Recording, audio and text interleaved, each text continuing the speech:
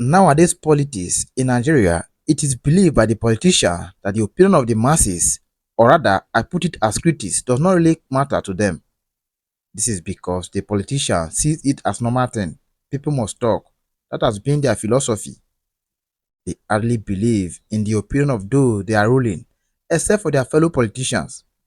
And that has been the major reason everything is failing in this country, Nigeria.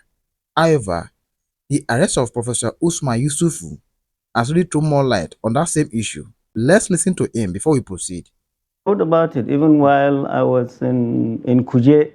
So prior to that, and I've said it, prior to that, President Bola Ahmed Tinubu's government and his Gestapo, they've been monitoring me and my family electronically and physically. We can tell. So what broke the ice was a group of youth, Matasan Arewa, invited me to Bauchi. And this was on the few days on the 27th of January. And I was there in Bauchi and I spoke with them. Majority of the speakers spoke in Hausa, but I spoke in Hausa and English for wider coverage. And I spoke extensively about issues that youth should be facing, not what the politicians are telling them to face. After that, when I came back to the hotel, it was Saturday, I could see strange people in the lobby, in the restaurant, and in the hallway. And I knew they were Bola Ahmed Tinubu's goons tracking me. So when I came back home on the 29th, it was a Wednesday, I had fasted that day. My wife came up in the evening around 6:30. My wife came up to my bedroom and said, there are some people that knocked and stepped into the door, two young men in dark suit. They said I was expecting them. So I came down. They say, oh, there are people, they are operatives of the EFCC. They've been asked to come and take me. Take me to where? To the headquarters. So guys, you haven't even introduced yourselves. So they quickly, oh, sorry, sir. They brought out their badges and showed me. Say, why are you taking me? Why is your arrest warrant? Oh, we don't need that. I had come down on my jalabia, no hat and a flip-flop. And I said, okay, let me go upstairs and change. Oh, they blocked me. I asked them, allow my wife to go upstairs and bring me my stuff. They blocked me. They took me into the bus. Oh, by the time we came out of the house, there were like 5 armed policemen there, some at the back of my house, as if I was going to jump and run. I'm not a runner.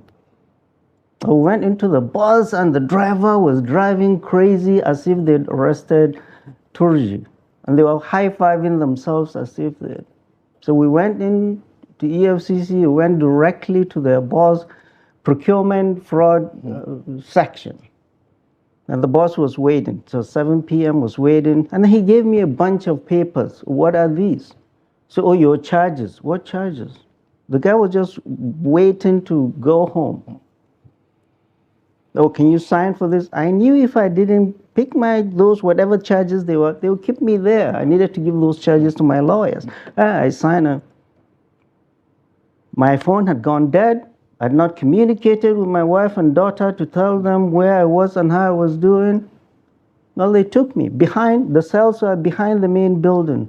Nobody had told me, are you going to let me go back home? No, they just took me there and okay, went into the cell and they put me with 4 other youth there. When I got in there, the youth knew me. So they were coming and giving me good wishes. We went in the cell. There were 4 of us. There's very thin mattresses. So they gave me the owner's corner, the one close to the bed. I had fasted. Remember, I hadn't eaten anything. I had a headache because if I don't drink coffee, I have serious headache.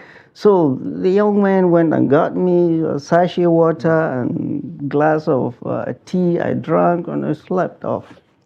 The next day in the morning, 7 p.m., they went and called my name, oh, we're going to court. Meanwhile, they had stationed their official photographer. When we came out, he was way out there taking pictures. Me in jalabia, no hat. And so I just realized these guys were out to dehumanize me, weaken my spirit. You knew you were targeted? Absolutely. We went into the bus going to court, and I told them, guys, haven't you forgotten something? He said, what, sir? I asked them, how are the chains and the manacles? He started laughing and said, oh, God, it hasn't gotten to that. We went to court, the lawyers were not ready, or they had to, we came back again to EFCC, and they upgraded me to a single cell. Anyway, I was in the EFCC cell for 6 days. So we went to court again, was it on the 12th, for hearing, for them to give me bail. Oh, the judge said, oh, she had a cold.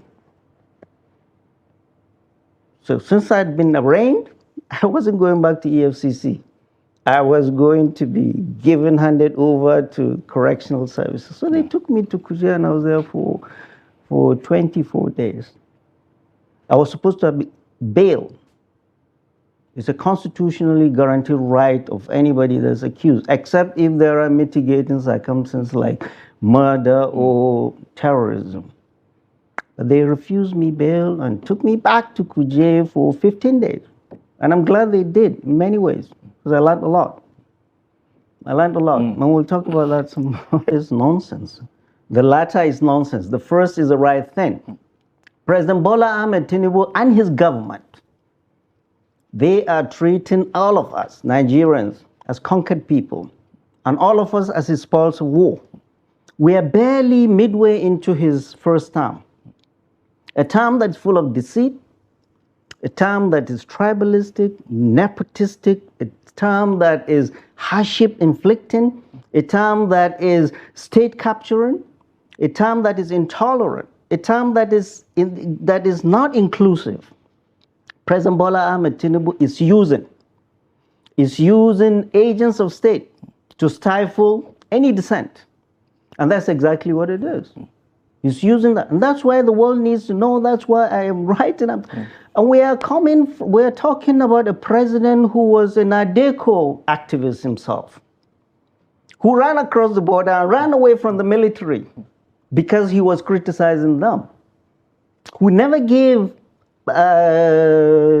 Obasanjo time to sleep, who never gave, even Buhari was criticizing them, and he cannot stand criticism. Criticizing a government in a democracy is a constitutional right of every citizen, and we're going to continue that. Putting me 6 days in EFCC or 24 days in Kuje will not do that. Even in Kuje, I will continue to speak the truth. And Prof, is there a chance that the president had nothing to do with this? Well, that's his problem. It's his government. Whoever else is doing this in his name, we are telling the world this is President Bola Ahmed Tinubu's government being tyrannical and stifling dissent in a democracy. Whoever goes, whichever Gestapo is letting loose, is his government, not them. I have no problems with, is it EFCC, is it that? No, my gripe is with the President Bola Ahmed Tinubu and his government for what they are doing. End of story. And it's not personal for me. I am speaking for what is right and will continue to do that. That. My fight in the NHIS was public.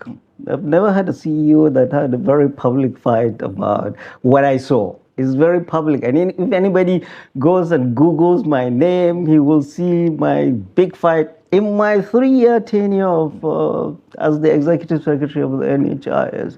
What I met there was, we, the NHIS, were supposed to be the regulators. And then the other stakeholders are the HMOs. The HMOs are the middlemen. We give them money to give hospitals. The other stakeholder is the hospital. Of course, the other stakeholder is the ministry. The other stakeholder is the National Assembly. But the biggest stakeholder that nobody was talking about was the patient himself, the people we call enrollees, who would be lost in the shuffle. When I came in, this is what I found. I mean, a big mess, cesspool of corruption everywhere. NHIS, and I said it before and I will say it again. Of all the agencies in this country, the NHIS is an agency that has the potential to make an impactful difference in the lives of our people. Only if that potential is harnessed. But nobody was interested. The NHIS is essentially the CBN of healthcare. At that time when I was there, I was in control of more funds than most of the governors. Cold hard cash, not waiting for any money to come, to pay for healthcare for our people. But nobody's interested in doing this job. From the ministry, the HMOs, even the NHIS, everybody wanted to partake in the buffet of corruption, which I fought. My fight was very public, and people will go and see it. And I've had the privilege of sitting one-on-one with with President Muhammadu Buhari, the heat of the battle. And I told him everything. And he said he was laughing, just like he usually does. And he was saying, whatever you're going through will strengthen you and build your character. And also at that time, I was sitting. I had a call from the acting chairman of the EFCC at that time, Ibrahim Mustafa Magu. Never met him. I was one of my 2 suspensions. He asked me to come over to the commission. Went into the commission and he assembled his directors. Walked in, introduced himself and the others and said, Prof, go and bring in all the documents of any HMO bank or any individual or organization that is holding NHIS money. And he walked away. And I gave them all the documents. And to his credit, EFCC of his time swung into action and recovered billions for the NHIS. When I came, nobody in the NHIS could tell me how much money NHIS has and where the money was. A year prior to the time I came in end of September 2015, the federal government had directed all MDAs to transfer their monies from commercial banks to TSA account. I came in August the year after, in 2016. When I came, nobody could tell me how much, in my agency, nobody could tell me how much the NHS has or where the money was. So I commissioned an independent financial firm to go after all our accounts in commercial banks and come and tell me. And they presented the last quarter of 2017 this report to me. Over 13 banks, commercial banks, are still withholding, are still holding illegally over 100 billion of NHIS funds. They refuse to transfer it to TSA. And you can be sure somebody somewhere behind is getting the interest.